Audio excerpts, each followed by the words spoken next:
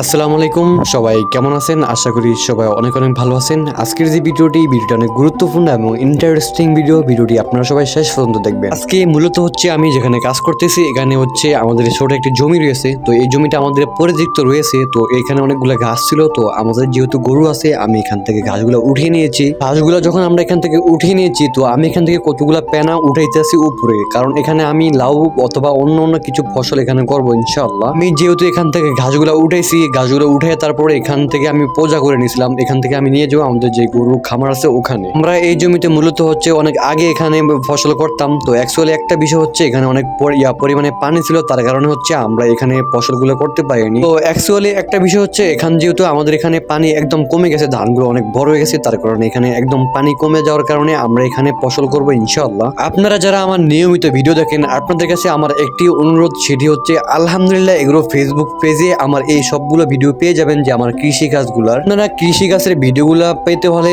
আলহামদুলিল্লাহ এগুলো ফেসবুক পেজে ফলো দিয়ে রাখবেন। আজকের জন্য এই পর্যন্ত, দেখা হবে আবার নেক্সট ভিডিওতে। আসসালামু আলাইকুম।